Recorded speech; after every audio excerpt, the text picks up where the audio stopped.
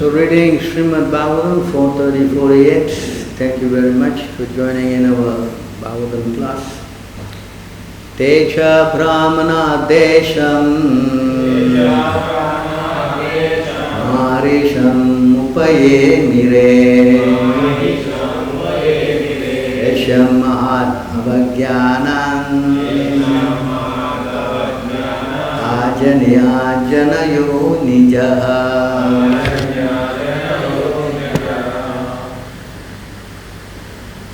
Te, all the preceptors, Cha, also, Brahmanaha, or Lord Brahma, Adesha, by the order, Marisam, Marisa, Upaye Mire, marriage, Yashyam, in whom, Mahat, to a great personality, Avajanat, on account of disrespect, Ajani, took birth, Ajana, Yoni Jaha, the son of Brahma, Daksha.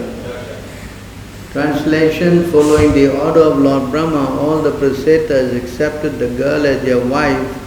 From the womb of this girl, the son of Lord Brahma named Daksha took birth. Daksha had to take birth from the womb of Marisa due to his disobeying and disrespecting Lord Mahadev, Shiva.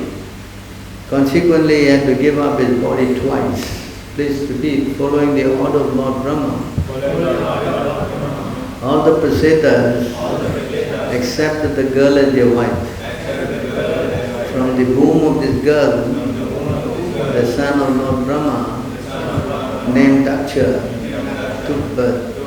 Daksha had to take birth from the womb of Marisha due to his disobeying and disrespecting Lord Mahadev, Shiva. Consequently, he had to give up his body twice. In this connection, purport by Divine Grace Sri Bhaktivedanta Swami Srila Prabhupada. In this connection, the word Mahat Avagyanat is significant. King Daksha was the son of Lord Brahma, and therefore in a previous birth he was Brahmana. But because of his behaving like a non-Brahmana, Abrahmana, by insulting or disrespecting Lord Mahadeva, he had to take birth within the semen of a Kshatriya. That is to say, he became the son of the preceptors. Not only that, but because of his disrespecting Lord Shiva, he had to undergo the tribulation of taking birth from within the womb of a woman. In the Daksha Yajna arena, he was once killed by Lord Shiva's servant Virabhastra. Because that was not sufficient, he again took birth from the womb of Marisha. At the end of Daksha Yajna and the disastrous incident there, Daksha offered his prayer to Lord Shiva. Although he had to give up his body and take birth from the womb of a woman impregnated by the semen of Kshatriya, he received all opulence by the grace of Lord Shiva. These are the subtle laws of material nature. Unfortunately, people in this modern age do not know how these laws are working. Having no knowledge of the eternity of the spirit soul and its transmigration, the population of the present age is in the greatest ignorance. Because of this, it is said in the Bhagavatam 1:10, Mandha Sumanta Matayo, Manda Bhagya He Upatataha. The total population in this age of Kali Yuga is very bad, lazy, unfortunate, and disturbed by material conditions.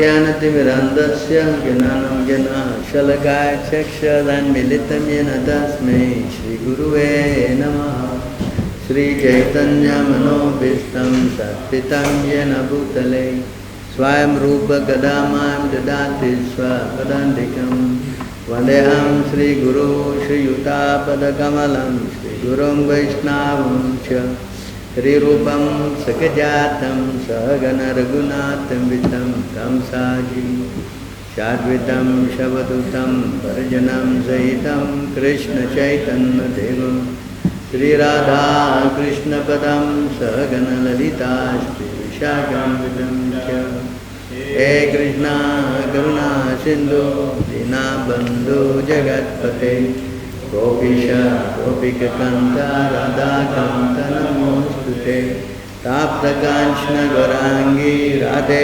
Vrindavaneshwari Shavanu Sutta Devi Pranamame Hare Vancha Kalpatarubhyasya Kripa Sindhubheva Cha Patitanam Pavanebhyo Vaishnavebhyo Namo Namah Namaram Vishnu Padaya Krishna Prestaya Bhutale Srimati Bhakti Vedanta Swami Namine Namaste Saraswati Deve Gauravani Pracharine Nirvishesha Sunyavadi Paschatya Desatarine Jai Sri Krishna Chaitanya Prabhu Nityananda Shri Advaita Gadadhara Shiva Shri Gaura Bhaktavinda Hare Krishna Krishna Krishna Hare Hare Hare Rama Hare Rama Rama Rama Hare Hare. So thank you again for joining our program. So now you can see that Daksha Prajapati, you know the story. He was envious of Lord Shiva because his daughter Sati was married to Lord Shiva. So when he came into the assembly, Lord Shiva, Lord Brahma, they were all sitting. So when he came, because he was the son of Brahma, Prajapati, so all of them stood up because, he's big personality. But Shiva and Brahma never stood up because they are principal demigods.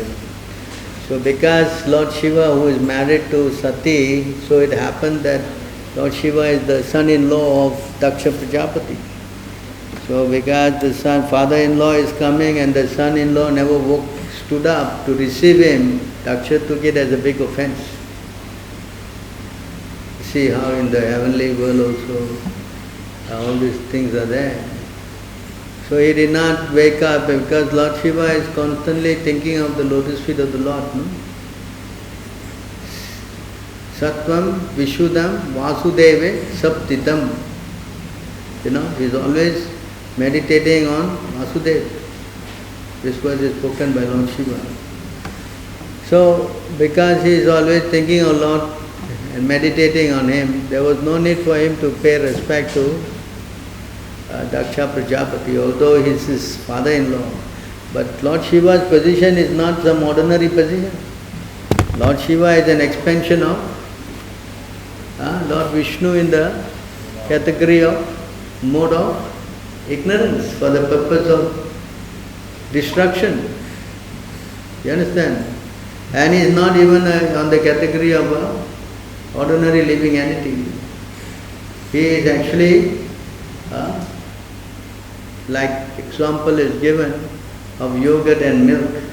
He is an expansion of the Lord, but he is not the Lord because milk and yogurt, they are of the same category. From milk you can get yogurt, from yogurt you cannot get milk. So that's the relationship between Shiva and Vishnu or Krishna. So because of his exalted position, Daksha Prajapati being puffed up because he was thinking of the bodily relation. You understand? Lord Shiva is in the spiritual status and Daksha Prajapati because he is in the bodily conscious. Yeah? So he took offense. That is my son-in-law, why didn't he wake up? You see, so because he was offended, then this enmity grew. For many years he did not respect Lord Shiva. And one time he did a sacrifice whereby he invited everybody to come, but in the sacrifice he did not have anything to do with Lord Shiva. Because when you do this sacrifice, every demigod got their share, So, but Lord Shiva's portion is not there. So he invited everybody to come, he didn't invite Lord Shiva to come. But his wife, Sati, she's the daughter, everybody is going, so she wanted to go also. So when Lord Shiva told her, you don't go, because if you go, it will not be good for you. Because your father is not in good terms with me, and he will not receive you well. And because of that, you will be offended. And then the situation will be against you. So she was very unhappy with that, because women, by nature, they always like to go visit their relatives and all that. And if you stop them, they get very angry. Yeah? No. What? Yes? So she was also very upset with Lord Shiva, and she then went on her own. So she went to the father's house on her own, and all the mother, daughter, sisters all received her. But she was not happy because the father never, respected her. And she saw in the sacrifice, Lord Shiva's position is not there, portion. And she became more upset. And then she started she spoke up for Lord Shiva and said, you are offending Lord Shiva, how you can do this? And Lord Shiva is the greatest personality, he has got no enemies except for you. And you are thinking you are greater than him. Although we are staying under the tree, the position of Lord Shiva is so exalted that he can create so many mysterious things because he is so powerful. Yeah, so she spoke up, and finally she decided, because you have been so offensive, I don't have any connection with you. So she went on a trance and she immolated herself with fire, She gave up her body, thinking of the lotus feet of Lord Shiva. So because she was thinking of the lotus feet of Lord Shiva, she didn't get liberated. She took birth again as the daughter of Hema, I think. Himalayas, and name was Parvati. You understand? So when that happened, Lord Shiva got very upset, because his wife, and what he did, he took out the hair, made a demon, and he went to this place, and his name is Virabhadra, he went there, he ruined the fire sacrifice, and then he tried to cut the head of thing, he couldn't, but finally he cut the head of Daksha, killed him. That's why here the word is used. Daksha had to take 2 births, So when he was killed, then everything was messed up, everything. So then Lord Shiva, then Lord Brahma, of course everybody got very upset. Then to cool the situation, Lord Brahma brought everybody to the abode of Kailas. And there Lord Shiva is sitting, very soberly. And then they asked him for forgiveness. And then Lord Shiva, he said that this Daksha, because his head was thrown away, cut and thrown away, and he was smashed up, so the head was no more there. So Lord Shiva said, if you bring the goat, because they're going to sacrifice the goat, so that goat's head you can put onto Daksha, and this way he will be again brought to life. You understand? So they joined the head of the goat, and Daksha then realized what kind of fool he was, offending Lord Shiva, so he asked forgiveness. And in this way he pacified Lord Shiva. But then, after some time, he did not want, he looks very embarrassing, no, to have the head of a goat, no? Right? How you like to go around as a big man with the head of a goat, you know? Huh? So then he gave up that body, you know? Okay?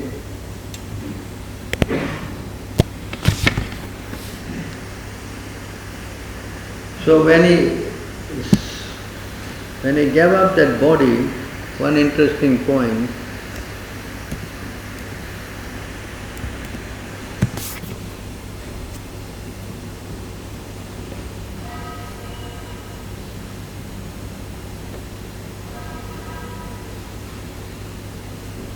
so here you can see he then took birth in the Prasetas, this Marisha, the mother. So the womb of that girl, the Prasetas, all begot a son named Daksha who filled the three worlds with living entities. So when Daksha gave up that body, he took birth here second. This is why it's called second birth. See, although he took birth as Kshatriya, his opulence was not in any way, minimized, you see. So to cover that point, it's explained here.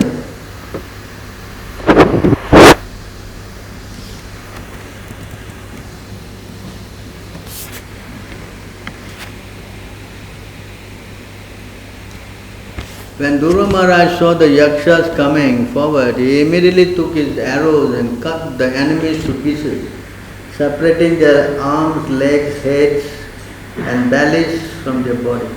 He delivered the Yakshas to the planetary system which is situated above the sun globe, which is attainable only by first-class brahmacharis who have never discharged their semen. So, when he killed Daksha, Dhruva was fighting and he was killing all the Yakshas, because his brother went hunting and one of them killed his brother. So he became very upset and he went, this place is somewhere near the north eastern side of India, where all the Manipuris and all these people, Nagaland, all these areas, stay there.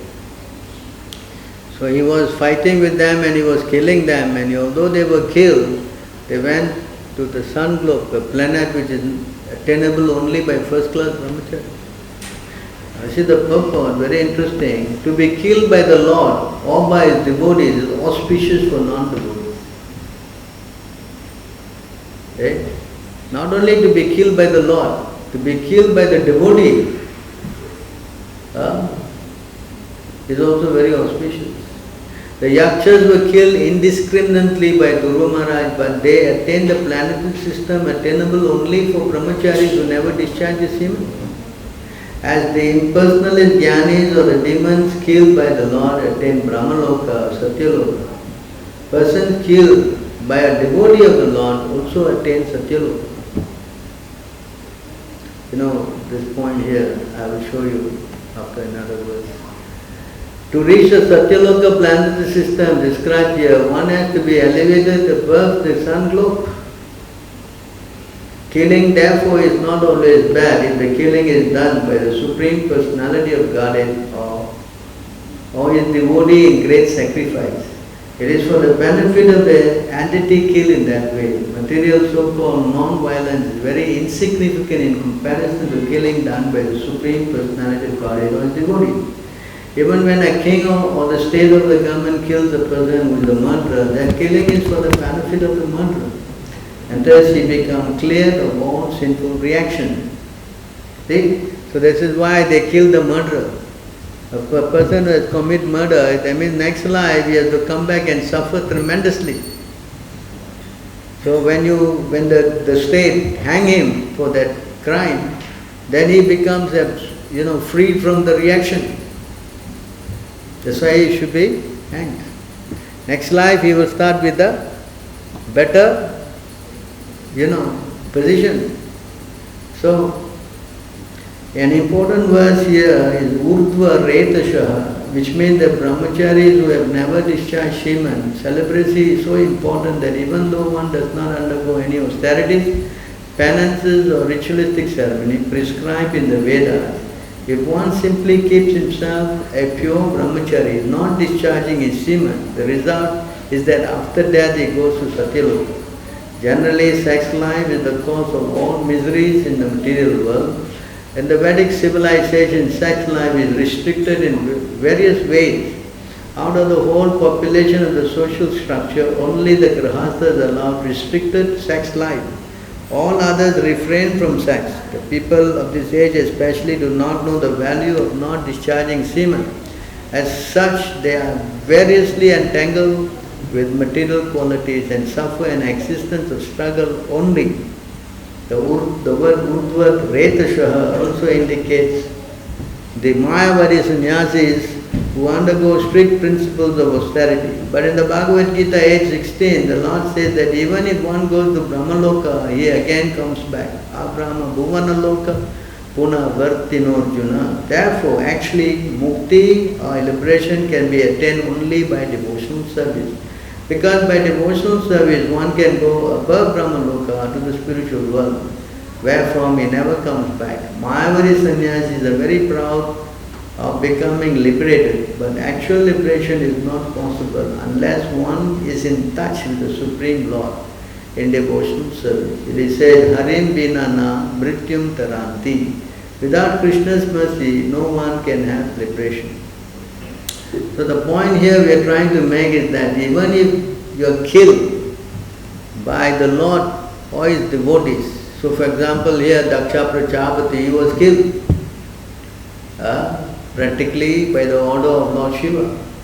So he attained, not that he become degraded or whatever, no. He attained all the opulences, as he says in this verse, by the mercy of Lord Shiva. So this is also explained here in this verse.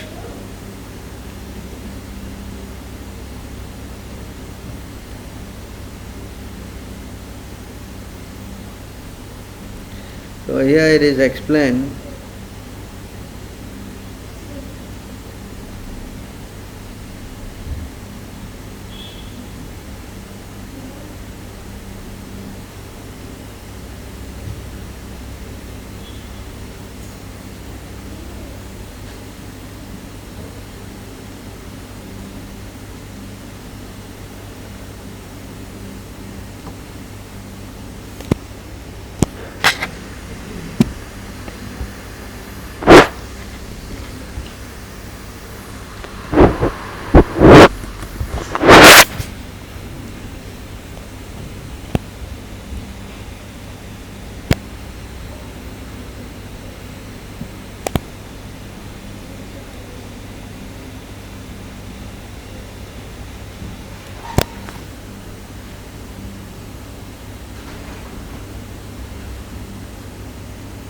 He delivers the fallen living entities by offering them the four kinds of liberation, Salokya, Samipya, Shasti and Sarupya.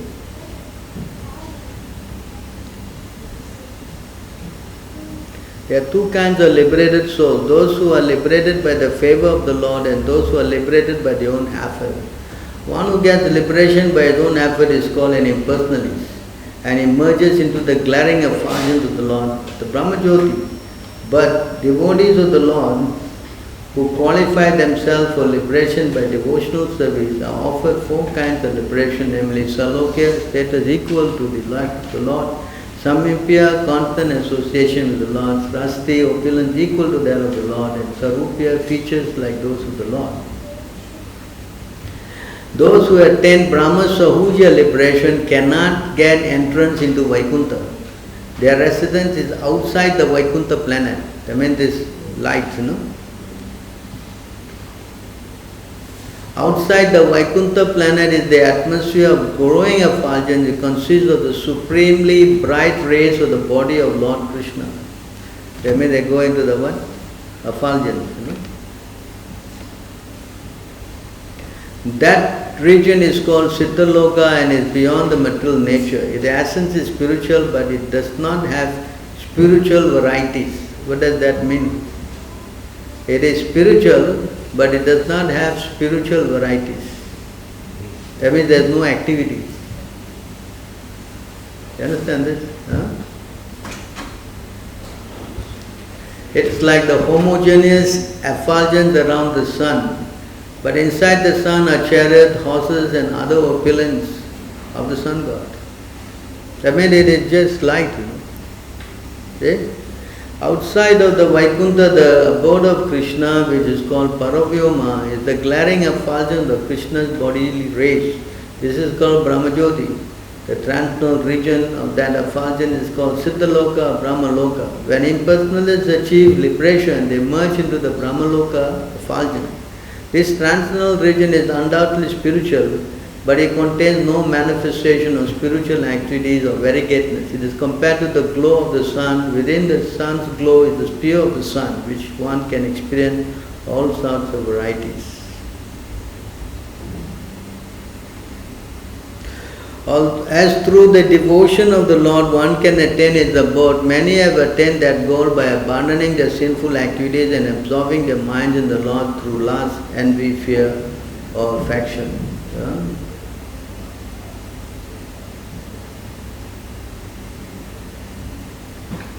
Similarly, if one is related to the Lord in fear and animosity, he also becomes purified by spiritual attraction of the Lord. Although God is great and the living entity is small, they are spiritual individuals, and therefore as soon as there is reciprocal exchange of the living entity's free will, at once the great spiritual being attracts a small living entity, thus freeing him from all bondage, material bondage. This is the verse from Srimad Bhagavatam 7.130.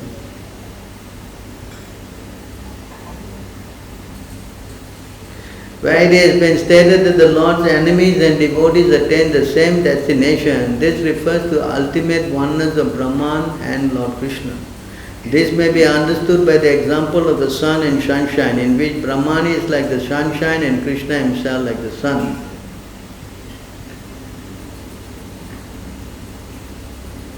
So here, this is a very important point. This verse from the Bhakti Rasamrita Sindhu of Srila Rupa Goswami, who further discusses the same topic in the Laghu Bhagavata Amrita.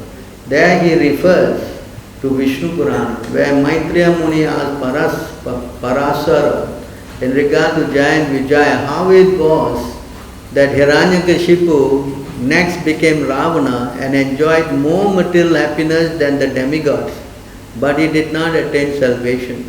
Although when he became Sisupala, quarreled with Krishna, he was killed, he attained salvation and merged into the body of Lord Krishna. Parasara replied that Hiranyakashipu failed to recognize Lord Narasimhadev as Lord Vishnu.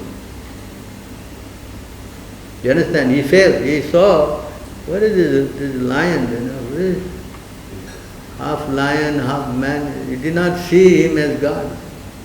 So when he was killed, he thought that Narasimhadev was some living entity who had acquired some such opulence by various pious activities. Being overcome by the mode of passion, he considered Lord Narasimhadev as an ordinary living entity, not understanding his form.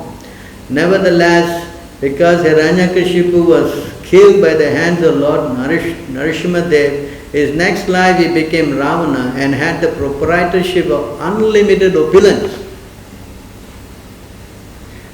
You understand this point?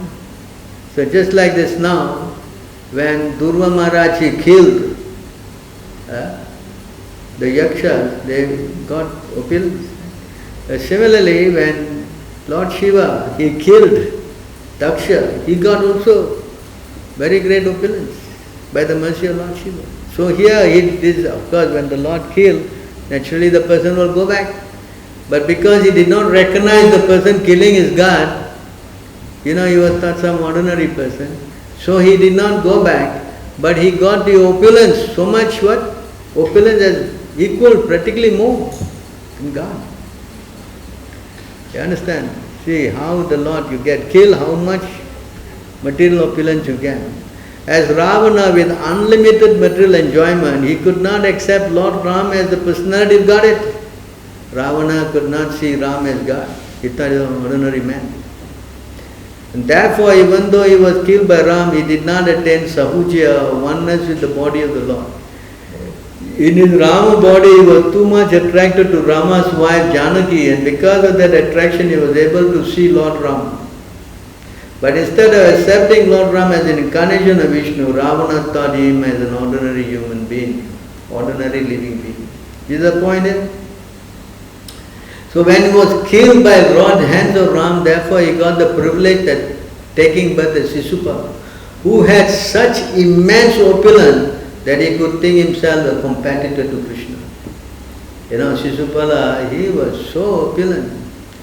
Actually, Rukmini was supposed to be married to him. That much of a competitor he is to Krishna. Because he was killed by the Lord. So he didn't get to go back. Normally when the Lord kills someone, they go back. But because he didn't recognize, he thought he was so much obsessed with Sita. You understand this point? So the same. So when they get killed by great personalities, they get, if they don't go back, they get so much of opulence. Although Sisupala was always envious of Krishna, he frequently uttered the name of Krishna and always thought of the beautiful features of Krishna. Thus, by constantly thinking and chanting of Krishna, even unfavorably, he was cleansed of contamination of his sinful activities. When Sisupala was killed by Sudarshan Chakra of Krishna, as an enemy, his constant remembrance of Krishna dissolved the reaction of the vices, and he attained salvation by becoming one with the body of the Lord. Demons, whenever they are killed, they become one. So you see the point here, that he was killed and he got more opulent, right? Finally, in the body of Sisupala, he was always envious of Krishna, but because he was always thinking of Krishna, unfavorably, but because he was thinking of Krishna, he became purified. So can you imagine how much purified you become by constantly chanting Krishna's name? Yes?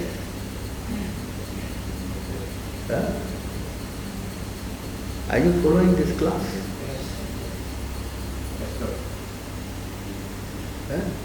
It's not some cheap thing, to be attracted to Krishna. Understand? So Sisupala, he was thinking always of Krishna, he wanted to kill him, but he was attracted to the body of Krishna. How attractive? Meditating on Krishna's form. Are you following? How powerful this point is. Yes? So then he became purified. That's why I say either you think of Krishna as a friend, like the gopis were thinking of him in a lustful manner, correct? And then she, what is his name, was angry at him, Kamsa. As lust, as what? Fear. Fear.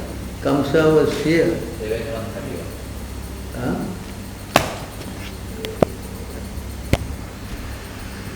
And then, what is the fourth thing?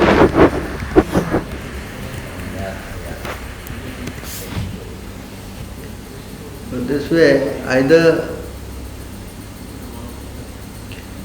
my dear King Yudhishthira, the gopis by their lusty desires, Kamsa by fear, and Sisupala and other kings by envy, and the Yadavas by their familial relationship with Krishna. You Pandavas by your great affection of Krishna, and we general devotees by our devotional service have obtained the mercy of Krishna. So it is 4 ways. Kama,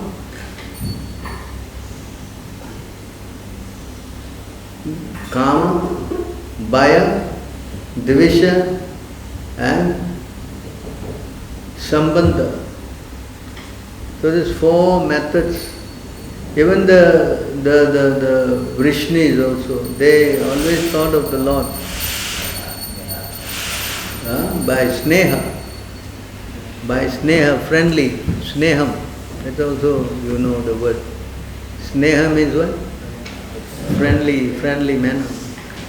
So in these 4 ways, if you can consider and think of the Lord, some way attracted to the Lord, then life is successful. See? Of course, we don't recommend you to think of the Lord as an enemy, but if you think of the Lord as the enemy, your concentration is more intense. This verse, below, you read this verse. Because Yudhishthira, Narada Muni is saying, when you think of him as an enemy, then you move. Because people, they always, when someone is an enemy, they think of them more than ever, correct? So Sisupala was always thinking of the Lord in that way. And he became purified. So Daksha Prajapati, the point I am trying to make today is that he was nonetheless killed by Lord Shiva. And he got opulence. Although he seems like son of Brahma, then he became the Prasetas, But his opulence was, so you can see he started meditating on the Lord.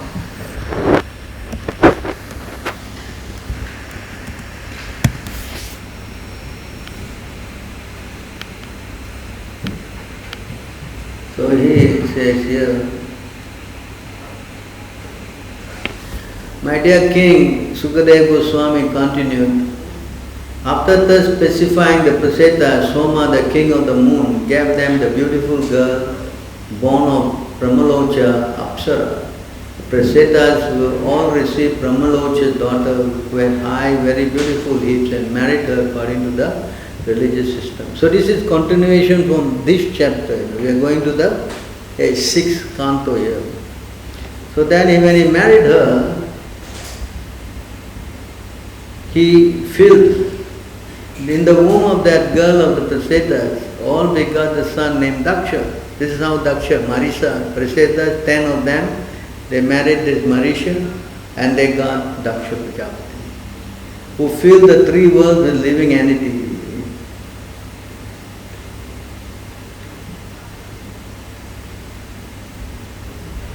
So you see, his previous body has been destroyed, but he, the same Daksha, inspired by the supreme will, created all desired living entities in the Chakshusha Manvantara.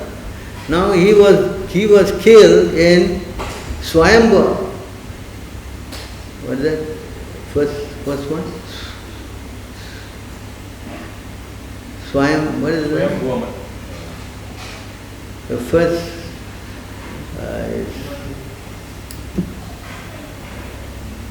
what is the first Manu called? Swayambhu.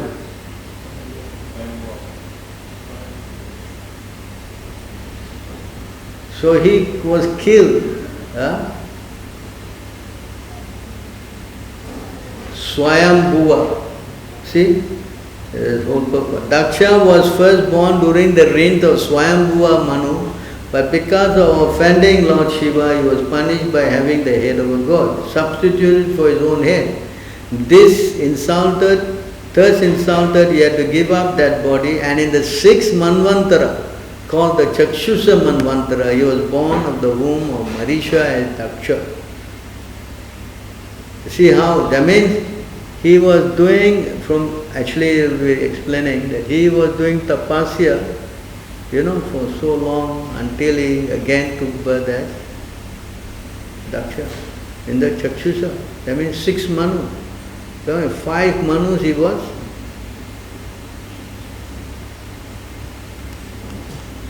Then he came in the Chakshusha Manvantara, the Daksha regained his previous opulence and begot thousands and millions of children to fill the 3 worlds.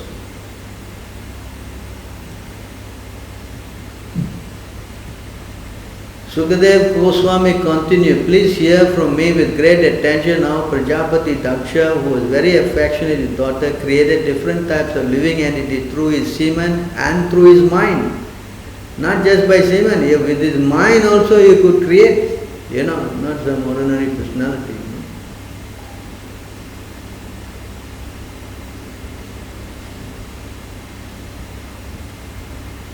With his mind, Prajapati Daksha first created all kinds of demigods, demons, human beings, birds, beasts, aquatic and so on. Then, by his mind, you can do that. With our mind we only create problems. Yeah? You see? But when Prajapati Daksha saw that he was not properly generating all kinds of living entities, he approached a mountain near the Vindhya mountain range, and there he executed very difficult austerities. See, this is another important point. That when we want to achieve something which is very difficult to do, the only way to achieve that success is by doing austerity. And if you don't do austerity, spiritually you cannot succeed. You cannot. When you do austerity, then you can get the association of saintly personalities. One. And when you do austerity, you also come to the mode of pure goodness.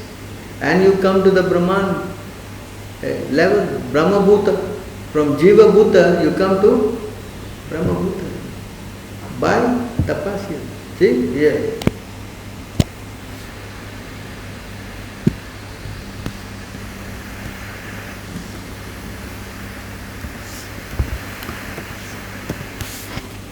So when doing this tapasya, Durapa ye alpa tapasya. I'm sure you understand this, right? Alpa means what? Little. Persons whose austerity is meager can hardly attain the service of pure devotees progressing on the path to the kingdom of Godhead. That means you don't have tapasya, you cannot get the service of pure devotees. Do you understand this point? If there is no tapasya,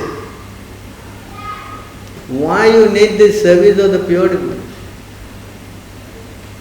Why? Why do you need this? Give the mercy.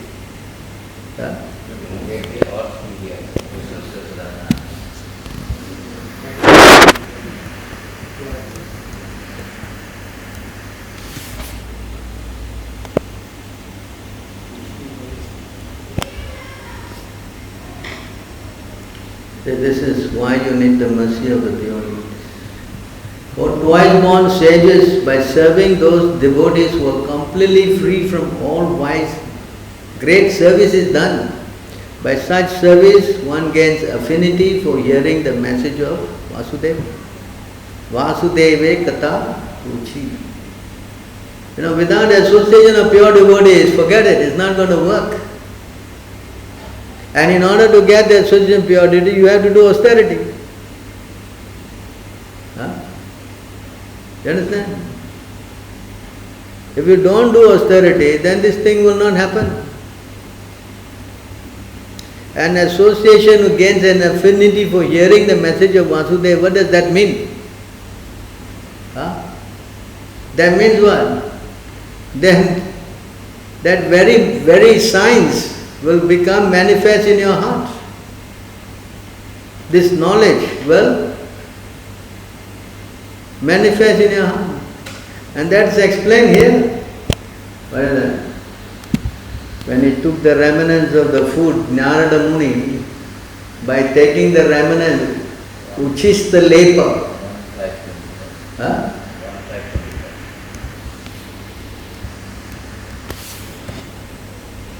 So when he took this remnants, no, this is not good.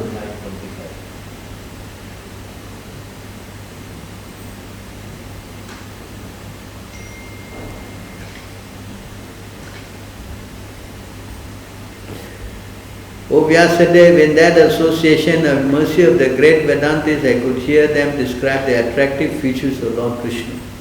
And thus I listened attentively. By my taste for hearing of the personality of God, it increased at every step. See this point here? He developed the what? Taste for hearing. And you see, this is another very important point.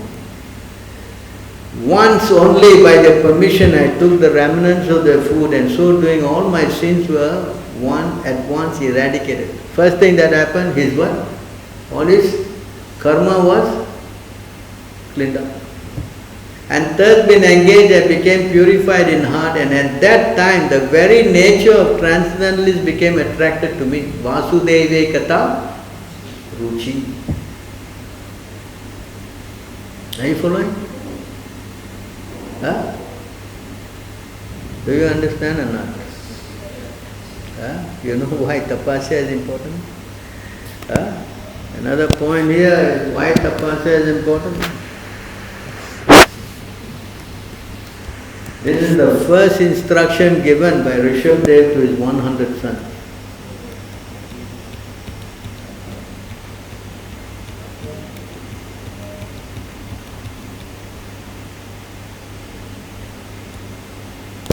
His 100 sons, the first instruction he gave, this is the first one.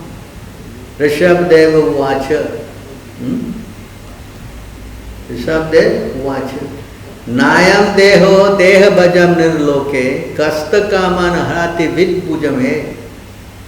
Now that you have attained this human body, don't work like an ass here. Vid puja means stool eating. What animal eats stool? Huh? Who? The pigs. So don't work like an ass or a pig for pleasure with his body, which is done even by the pigs. What then you supposed to do? This is the first instruction. Tapo divyam putraka hayena sattva. Tapo divyam is not some ordinary tapasya. Tapo divyam means associating with who? With Krishna. Tapasya you can do in many ways, you know. Some people are fasting on Monday, Tuesday, Saturday, Sunday, so many kind of all kind of thing they are doing. Yes? Some people do austerity by torturing the body. Correct? But here the word divyam is added. That means what? What kind of austerity is this? This is transcendental austerity associated with Krishna. You do this austerity associated with Krishna, divyam. Putraka, my son. Yena sattvam. Do austerity, you come to the mode of goodness. Correct? That's the purpose. And when you become purified, Sudayat. Sudayat means what? Purified. Yasmat. Then you come to the Brahman platform where you enjoy Brahma Saukyam. This Saukyam word is in the Tamil language. They always say Saukyam, you meet each other. Correct? I don't know, the others they don't say this word. Yeah? They say. So here move, see, Brahma Saukyam Tva Anantam. Then you come to the Brahman platform where you enjoy transcendental bliss unlimited. That is the austerity. Austerity, in order to get to this Brahman platform, you need association of devotees. By serving pure devotees, like Narada Muni, he became purified. Yes, then the very nature of Krishna consciousness became very attracted to him. You understand? But the thing is austerity. Yes. Now how important? In fact, Krishna says in the other place, when he met Brahma, I think we read the verse, right? Austerity is the life and soul. As austerity is the wealth of the transcendentalists. Right? And Krishna says to Brahma, what is that verse? I showed the last time. 2, 9, 17 or 15?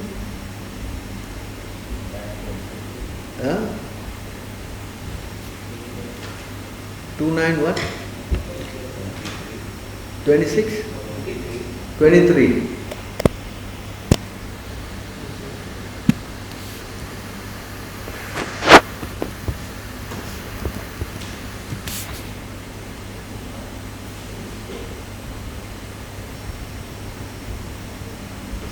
O sinless Brahma, you may know from me that it was I who first ordered you to undergo penance when you were perplexed in your duty. Such penance is my heart and soul, and therefore penance and I are non-different. This is point made by Krishna.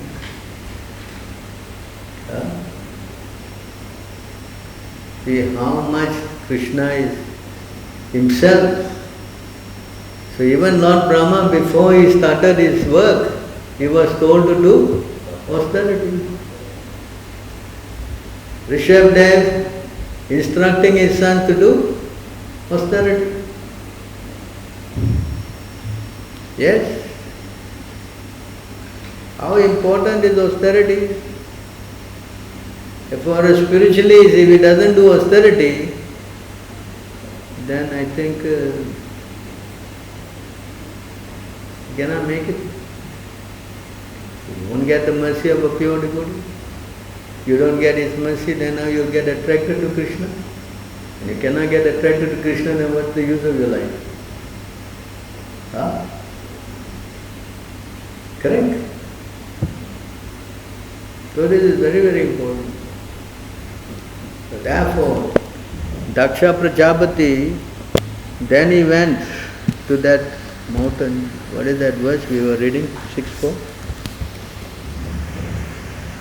We finish at 6:4 what? 20. Yeah. So he went. He went to the Vindhya mountain, there he executed very difficult austerity.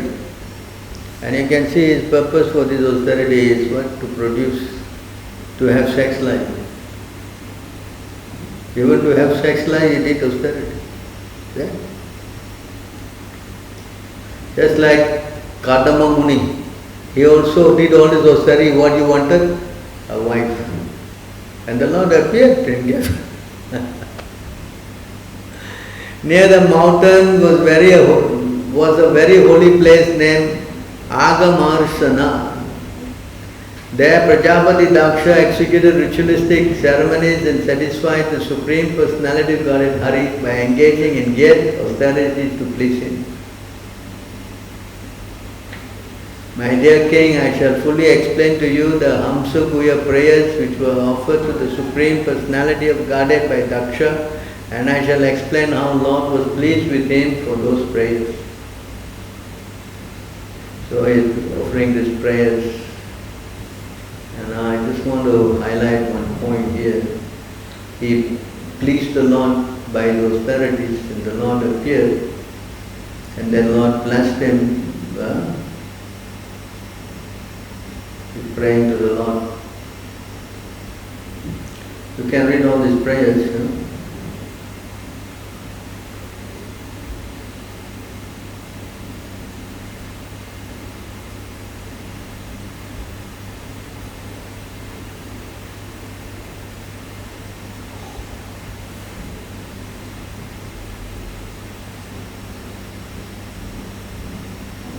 So the prayer goes on.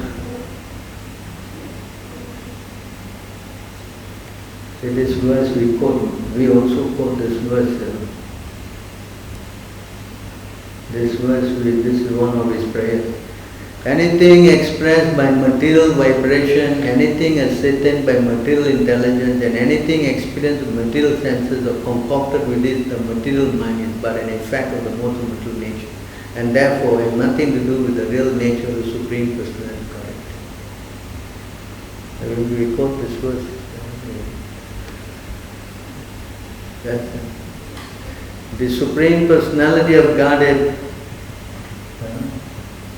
is beyond the creation of these material qualities, material world. And for he is the source of material qualities and creation, and the cause of all causes. He exists before the creation and after the creation. I wish to offer my respectful obeisances unto him. This verse we quote.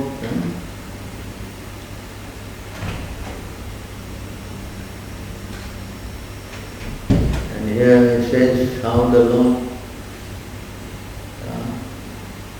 It says how the Lord, the Supreme Brahman, Krishna is the ultimate resting place and source of everything. Everything is done by Him, everything belongs to Him and everything is offered to Him. He is the ultimate objective. Whether acting or causing others to act, He is the ultimate doer.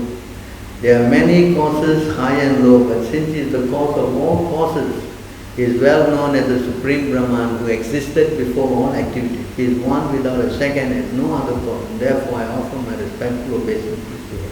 So this is one of the prayers of. Now this other prayer, this is what another prayer that we always also quote many times. In fact, this is quoted by Gopinath Acharya to Sarvabhauma Bhattacharya. This is in the CC, this verse. Let me offer my respectful obeisance unto the all-pervading Supreme Personality of Godhead who possesses unlimited transcendental qualities, acting within the cause of the heart of all philosophers who propagate various views. He caused them to forget His own soul, while sometimes agreeing and sometimes disagreeing among themselves. Thus He creates within the material world a situation in which they are unable to come to a conclusion. I offer my respectful obeisance to Him. This is how He clouds people who don't surrender to Him. People who try to speculate and speculate, He creates what? Confusion in their mind, that they cannot come to Him. Because He is sitting in the heart, He says, for me come knowledge, remembrance, forgetfulness. So He makes the living entity forget. Understand? They call it what? Tarka. Tarka.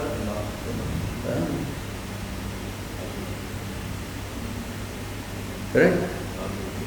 Argument. So this is how He, but for the devotees, no, for the devotees He gives the intelligence. How you can come to Bhagavad Gita, right? Tesham satata yuktanam ajante pratipurvakam dadami buddhi yogam. I give you. Yes? I am seated in the heart. Evam kampa anu. I nasyami. Baba, Atma. I destroy all this ignorance. Seated in the heart, I give you knowledge and I destroy ignorance also. So you see how. But here, in this verse, He creates within the material situation which they are unable to come to a conclusion. Cannot. You understand? It is not possible for you to get to Krishna with your own strength. It is not possible. You understanding this? These are all prayers by Daksha Prajapati. He is praying like this. Now I want to come to this one very important point here. This is something that I was thinking for a long time. I did not know to find this verse actually. But then I saw it in this section here. And it's very, very important point.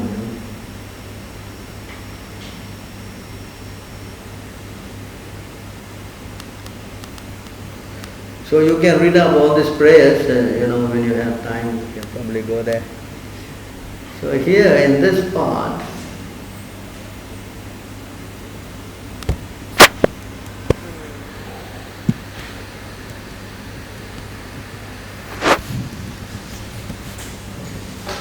in this verse,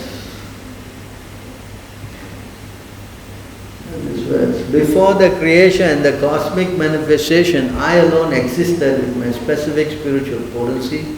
Consciousness was then unmanifested, just as one consciousness is unmanifested during the time of sleep. This verse has got the same thing as the very important word that Brahma, he spoke to Brahma. Aham evasam evagre. This verse, the same line is in 2:9:34, I think. Nanyat kincha antaram vahi samgya matram avyaktam prashuptam eva visvattaha. So here, just as one consciousness is unmanifested during the time of sleep, purport, very important. The word aham indicates a person explained in the Veda, nityo nityanam, setana setananam, Katha Upanishad. The Lord is the supreme eternal among innumerable eternals and the supreme being among innumerable living beings. The Lord is a person who has impersonal features, as stated in the Srimad Bhagavatam. Vadandita tattvavida tattvamya jnanamattvayam brahmeti paramatmeti bhagavaniti sattayate. Learned transcendentalists who know the absolute truth called the non-dual substance is Brahman, Paramatma, and impersonal Brahman or Bhagavan. Considering of the concentration of the Paramatma and the impersonal Brahman arose after the creation. Before the creation, only the Supreme Personality of Godhead existed, as firmly declared in the Bhagavad Gita 18:55. The Lord can be understood only by Bhakti Yoga. The ultimate cause, the supreme cause of creation, is the Supreme Personality of Godhead, who can be understood only by Bhakti Yoga. He cannot be understood by speculative philosophical research or by meditation, since all such process came into existence after material creation. The impersonal and localized conception of the Supreme Lord are more or less materially contaminated. The real spiritual process, therefore, is Bhakti Yoga. As the Lord says, Bhaktyamam abhijanante. Only by devotional service can I be understood. Before the creation, the Lord existed as a person, as indicated here by the word aham. When Prajapati Daksha saw him as a person, he was beautifully dressed and ornamented. He actually experienced the meaning of this word aham through devotional service. Each person existed eternally. Each person is eternal because the Lord says that he existed as a person before the creation, Agre, and will also exist after annihilation. The Lord is a person eternally. Sri Vishwanath Chakravarti Thakur therefore quotes these verses from the Srimad Bhagavatam 10, 9, 13, 14. The personality of Godhead appeared in Vrindavan as the son of Mother Yashoda, who bound the Lord with rope just as an ordinary mother binds a material child. There are actually no divisions of eternal and internal for the form of the Supreme Personality of Godhead, Satchidananda Vigraha. But when he appears in his own form, the unintelligent think him as an ordinary person. Avajanate mudha manusyam tanamastritam. Although he comes in his own body which never changes, Muda, the unintelligent, think that the impersonal Brahman has assumed a material body to come in the form of a person. Ordinary living beings assume material bodies, but the Supreme Personality of Godhead does not. Since the Supreme Personality of Godhead is the Supreme Consciousness, it is stated here that Samgya Matram, the original consciousness. Krishna consciousness was manifested.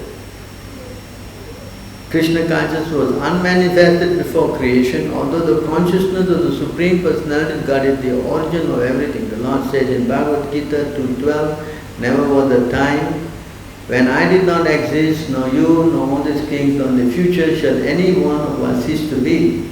The Lord's person is the absolute truth in past, present, future. In this regard, Madhvacharya quotes two verses from the Matsya Purana.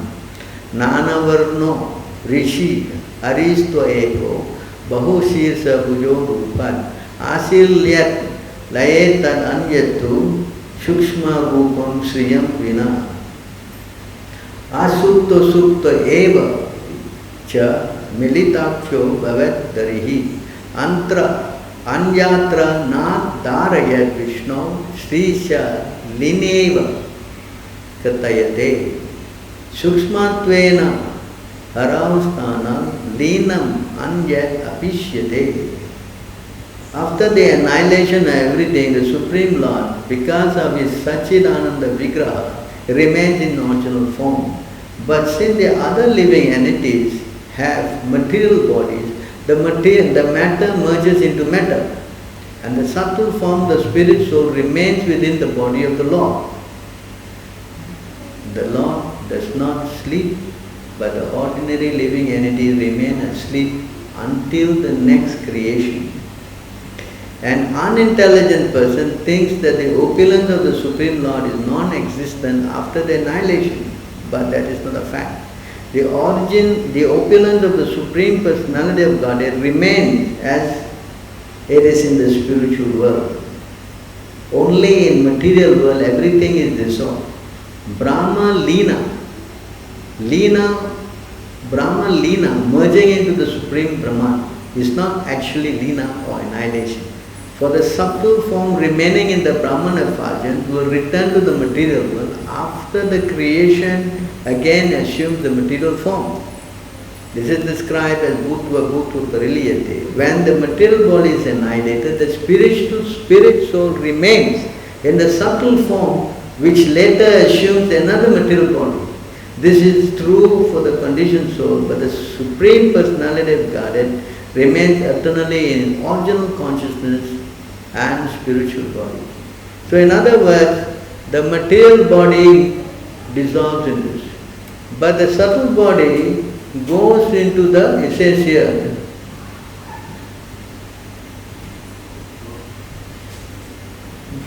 merging into the Supreme Brahman. It's not actually Lina annihilation, for the subtle form remaining in the Brahman effulgence will return to the material after the creation, material creation, and assume again in the material form.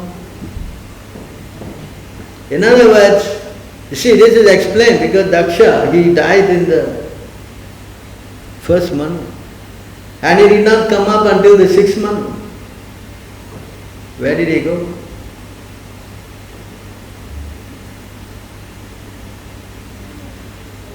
Hiranyakashipu was killed in Satyayuga. He came as what? Ravana in Tretayuga. And then he came as Shishupala in Dwapara. So it's a long span of time. Where were they? See?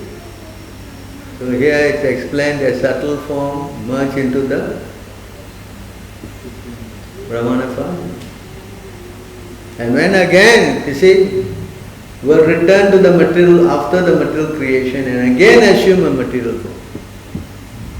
That's why Prabhupada said the Brahman effulgence is a fallen position. In other words, of course, they remain in the body of the Lord. The body of the Lord is, this is also the body of the Lord, the effulgence.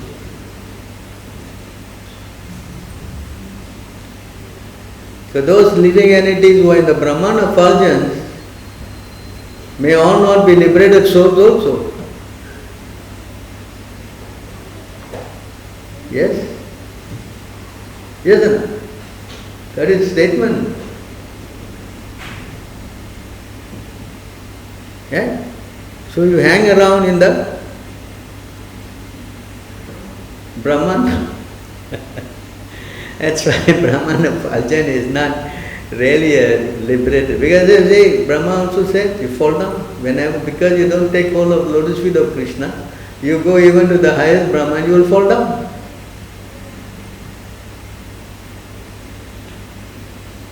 Because there's an argument, they say, that we all did not go to the spiritual world, we all came from the Brahman platform.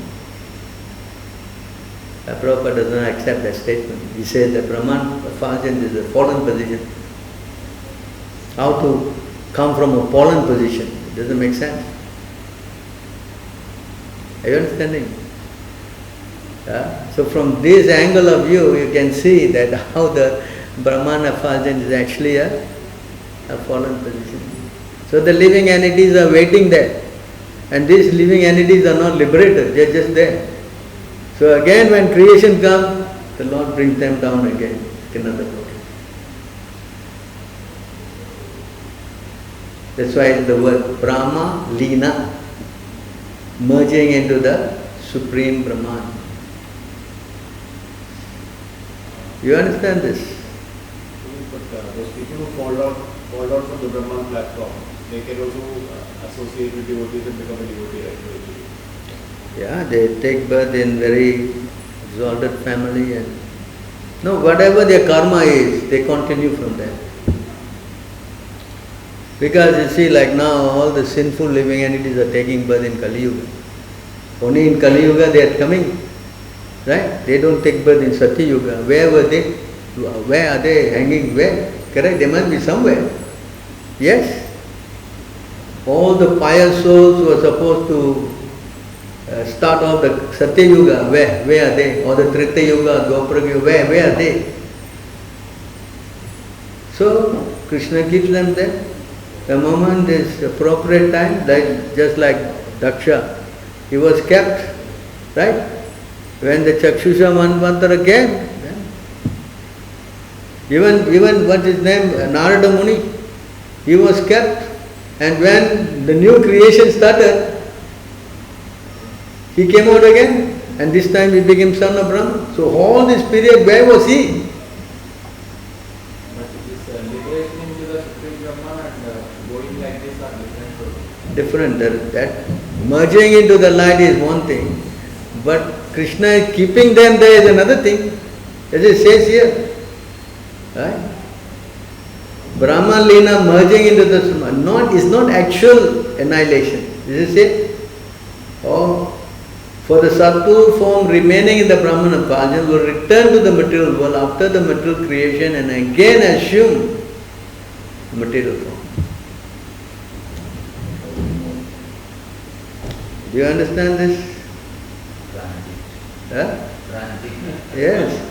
So I was thinking all the time, if you go to the body of the Lord, merging with Him already inside the body, correct? Now He again manifests. That means He is keeping them all in the effulgence. Yes? Somewhere they are hanging around. And accordingly required, He brings them down. Right? Because there are so many souls who are very, very sinful, right? Huh? So where are they? They must be somewhere. And all the pious souls, where are they? Must be somewhere. Yes? So accordingly the Lord manifests them. Makes sense, yes? I mean, this is a point of contention, no? How this verse is explained here.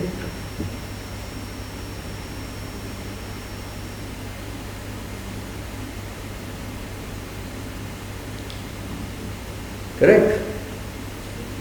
Hello? This is not, I mean, I can speculate, but this verse shows, yes? Yeah? And when they create again, Satya Yoga, Trita Yoga, like this, He brings them. And when everything is finished, they go completely into the body of Mahavishnu. Then again He manifests the universe, and again they take birth the Kali.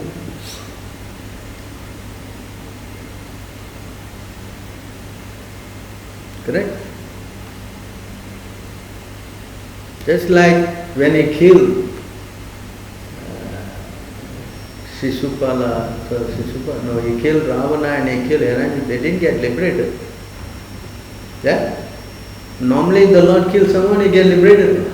Correct? Yeah, conditions. So it is all up to the Lord actually.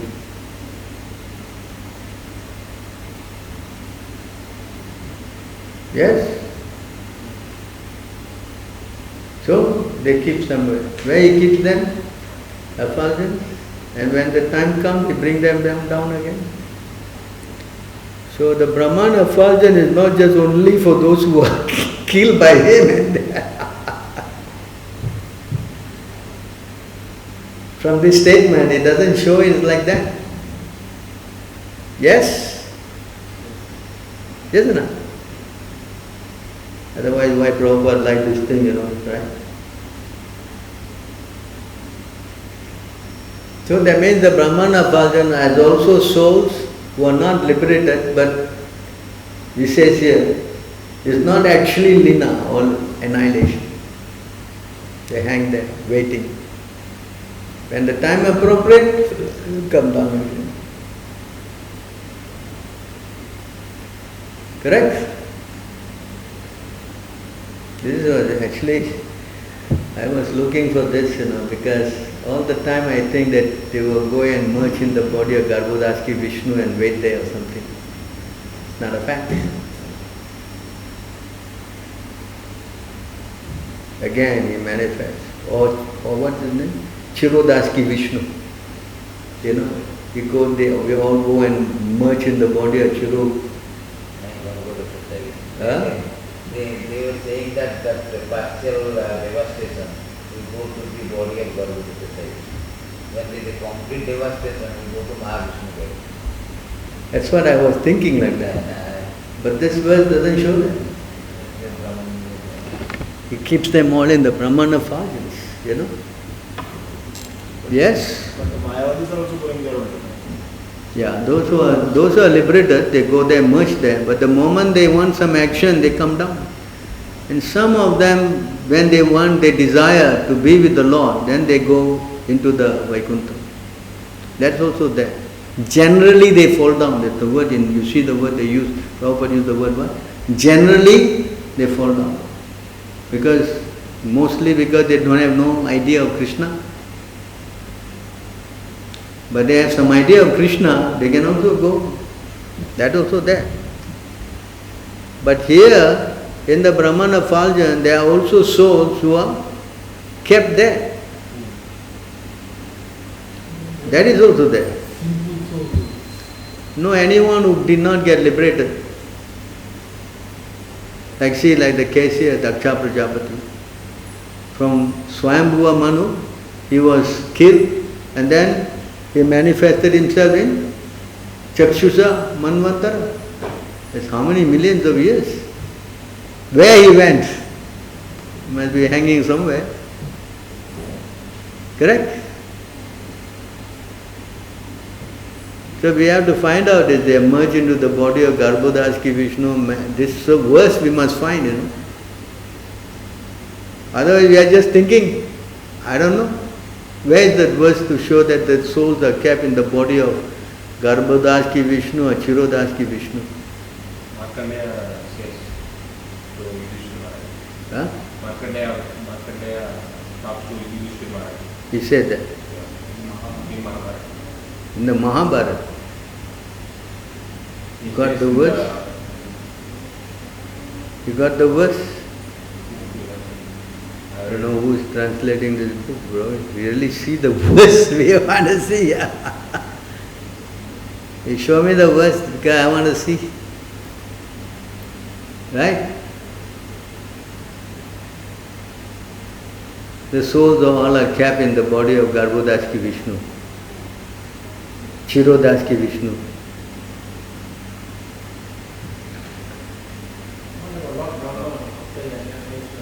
Brahma goes back to the spiritual world.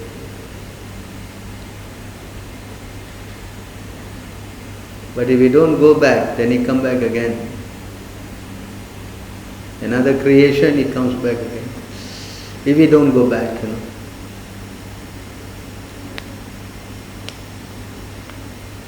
It's a very dangerous position when you get so much power. You can get bewildered, you know. You understand? That's why many people, they get money, you see what they do?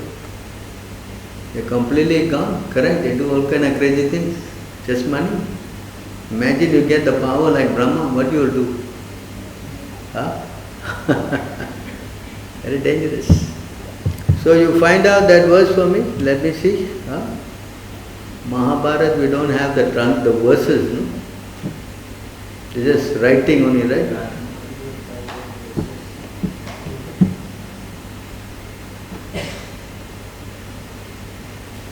I did not read that in the Mahabharata because I didn't read this person's edition.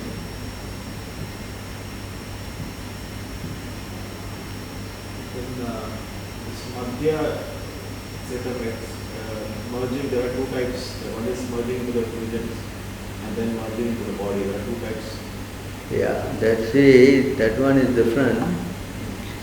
One is the explanation is that some of these yogis, they meditate on the super soul and then their whole idea, this is called the Patanjali Yoga, they want to merge into the body of the Lord. Understand? They want to go into the body of the Lord. And another kind of merging is to merge into the effulgence of the Lord. Among these two, the one who want to merge onto the body of the Lord are more contaminated. Okay?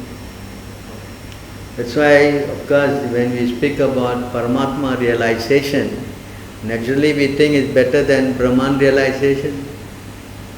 But this Paramatma realization, people want to merge onto the Lord. They are not devotees. They are this kind of people. That's why it is not recommended. Well, you may think that, oh, we are going to merge with the, super soul. Super soul is, maybe we understand God, meditating. Generally we think we are meditating on the super soul means we must be devotees, thinking of the Lord, no? Correct? Yes, but it's not a fact. These people who are meditating on the super soul, they want to merge into the body of the soul. But it's not possible also, right? It's not possible. Possible. The Lord will make arrangement. The desire, the Lord fulfill. But they will fall down because they don't take shelter of Krishna. The whole explanation is there in the Madhya 6. You can read the verse, So that is explained in this point. So therefore merging or meditating on the super soul is not, that's why Prabhupada many times writes it is a partial realization. It's not complete realization. Brahman iti, Paramatma iti, Bhagavan iti sabdayati. You understand? Because unless you come to the devotional service of the Lord, all these things are not permanent. You understand? Love can be only exchanged with the person. You follow the point? How you can do service with the super soul in the heart? It's a bit difficult. You can only meditate on it, yes. But with Krishna you can do service. Correct? Patram, Pushpam, Palam, Toyam, we say offer to the super soul or offer to me? Huh? So that we have to understand, serving Lord. So this is all a technical thing that we have to clear in our mind to understand. Yes? Is it clear? So now I have got evidence emerging into the Brahman. If you say you got evidence emerging in the body, then let's see. Correct? Yes or no? Hello? Otherwise how we accept? Correct? Of course in this verse also it says here,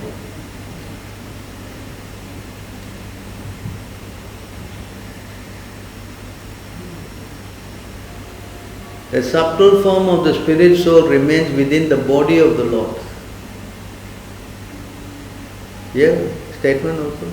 The Lord does not sleep, but the ordinary living entities remain asleep until the next creation. So this is also here, merge into the body of the Lord.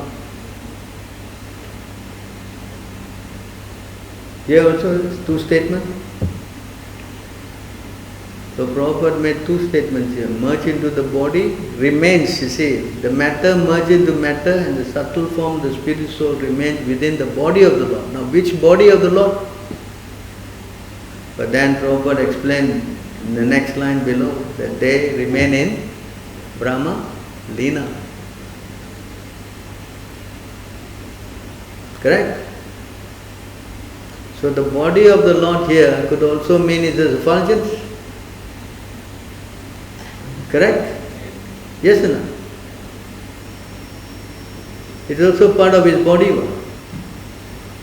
Yes?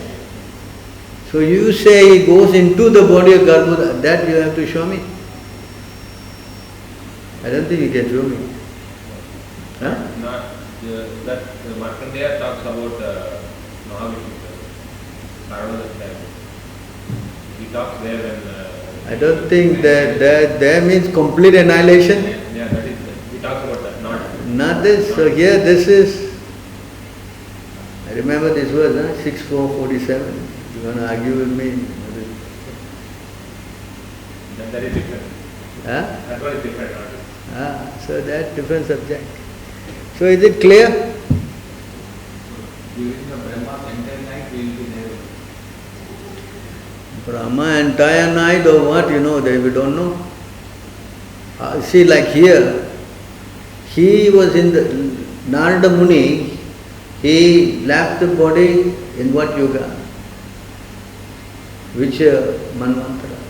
And after this Brahma passed away, I'm sorry, then the next Brahma, he took birth as Brahma's sons. Yes? Correct? Yes or no? So where was he sitting? One Brahma goes, and when the next Brahma comes, then he becomes the what? Narada Muni. Yes? Oh, did he come when the next change of Manu? This one I have to find out. I remember it's written in that 1.5 something, that in the next, when he gave up his body, can you read that verse there? When he gave up his body, it happened like lightning, and that verse, lightning, and then he gave up his body, and then he took birth again. When? That is written there. Can you see? So these are all points that you should know, so that, because tricky questions they will ask, no? Correct? It is written there. After that he came as Narada Muni.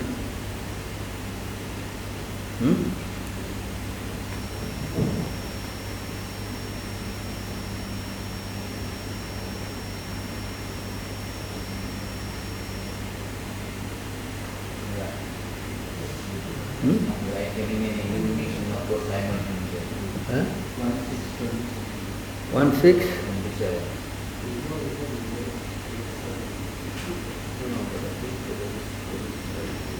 At the end of the millennium, when the personality of God and Lord Narayana lay down in whatever the work of Brahma began to enter into it, along with the creative. I also entered to it.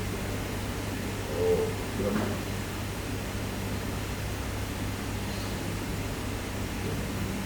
After 4 solar years, when Brahma awoke to create again by the will of Lord, all receives.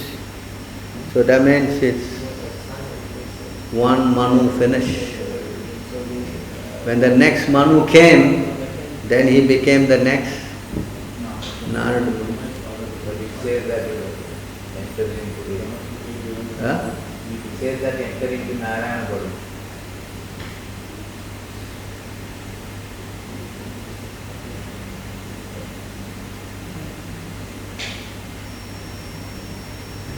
Brahma began to enter into him along with all created elements, and that means what? Brahma enter into him means Brahma's life is finished. No?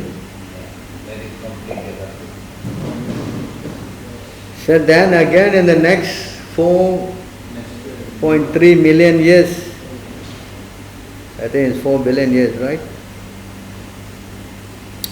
Huh?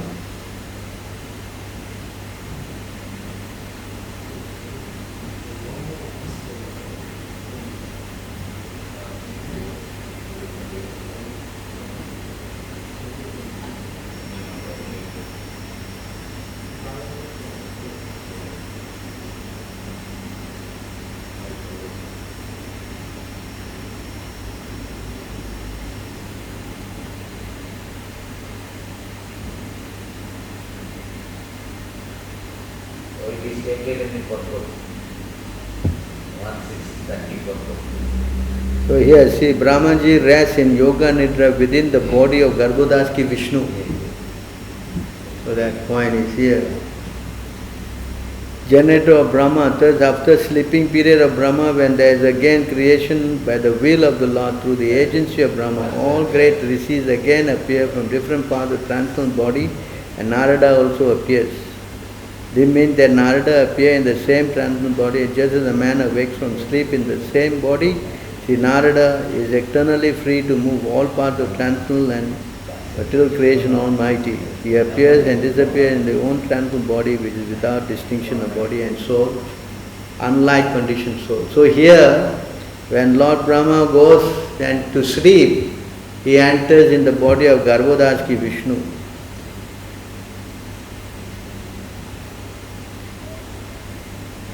And everybody also goes into the body together with Brahma. So there's two now. One is going into the body of Garbhodaki Vishnu when Brahma goes in. That is partial level. Yeah, but when Brahma is not going in, where the living entities go?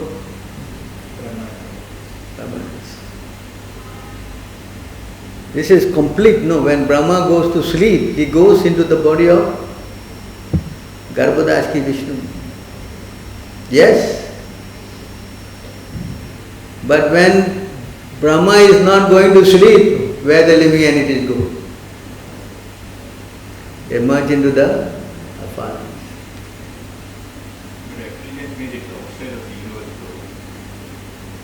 Effulgence means covering this material manifestation outside the Mahatattva.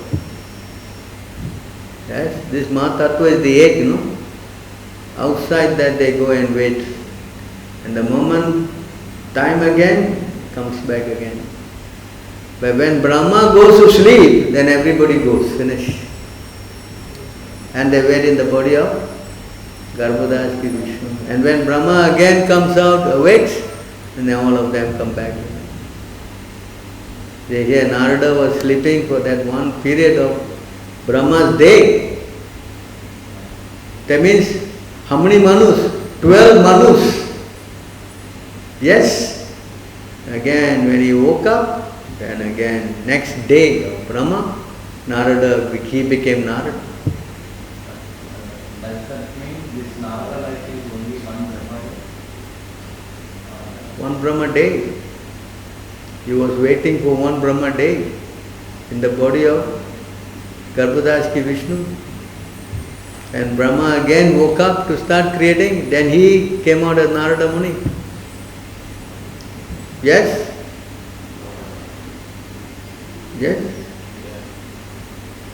So when there's partial annihilation, like for example now someone passes away and Brahma's period is all going on, so they will go to the and wait there. And then when the time for him to manifest again, Krishna brings him down, just like Daksha Prajapati. He left in Swayambhu Manu, he came back in Chakshusha Manu, 6 Manu. Yes? I think this makes sense, huh? So merging on the body is also there.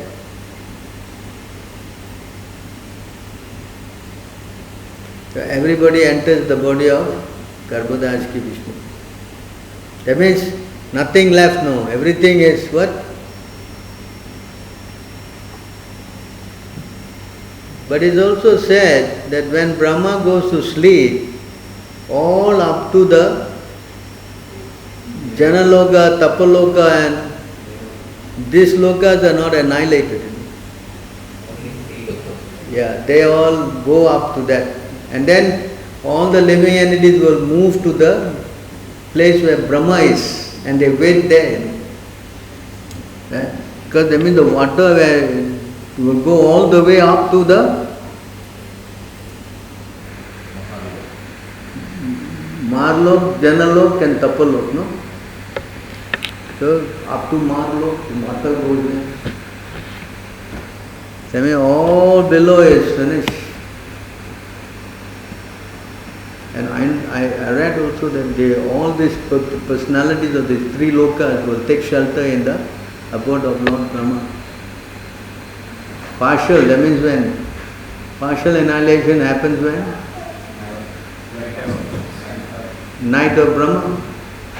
So here it says that Brahma goes into the body of Garbhodaki Vishnu. Again, it is a mystery now. 12:9 is Markandeya. 12:9. What is it? 12 line they have explained how he was doing the finances and everything gets because of the incessant rain, everything gets and he will That is one day of Brahma, no? and then he will see the small boy on a knee. That's one day of Brahma. He was swimming and swimming and swimming inside. Because he wanted to see annihilation. So Krishna showed him that. Everything was inundated, but there were also animals in the water. So, not all living entities, right? This is very, it's a mind-boggling thing, you know. Correct? I mean that part here that if there's, Brahma is alive, is going on, then the living entities have to merge somewhere. So they are kept in the Brahman Effulgence. When there's total annihilation, then yes, they go to the body of Garbhodas ki Vishnu. They never say it goes to the body of Chirodas ki Vishnu. Yes? Alright, so all these informations are here. It's very interesting discussion. So any other questions on this point? So Vaikuntha Loka also floating on the Brahman Effulgence and Of course they are floating on the effulgence of the Lord. No, they are very independent, each one of them according to the position of Vishnu's position, the club hand, then accordingly there's different planets. I mean Vaikuntha, they are very big planets. And it's also said that the whole thing is like a lotus flower. And the center of the lotus flower is this Goloka, Mathura Dham, Dwaraka Dham. And then outside the petals are all these Vaikuntha planets. It is difficult to conceive this. Even Chaitanya Mahaprabhu, when talking to Sanatan, 3/4 of this Vaikuntha is difficult to explain. We will now talk only about this 1/4. There's a verse like that. Because even now talking already how we are completely confused now. You see how. You want to talk about the spiritual world. Chaitanya Mahaprabhu avoid talking.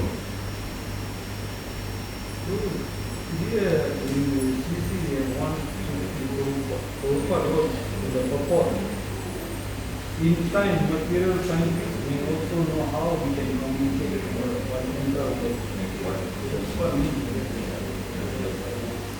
In time, maybe, you may be able to communicate with Vaikuntha. That means material science will what? Material science may also know. May, Prabhupada said. May. But the way they are going, I don't know.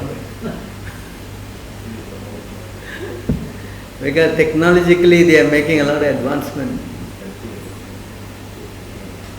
There's also a verse in the Bhagavatam, it says, I think in the third canto or something, second canto, that this different yuga, those people were so expert in the science of going to other planets, and Buddha came to stop them. So the science is there, but of course this yuga, I don't see any, because they're trying to go, but still, that's why Prabhupada said they may even discover too, but it's very, very difficult. At least in my lifetime, I don't think that's very feasible. That's why Prabhupada used futuristic.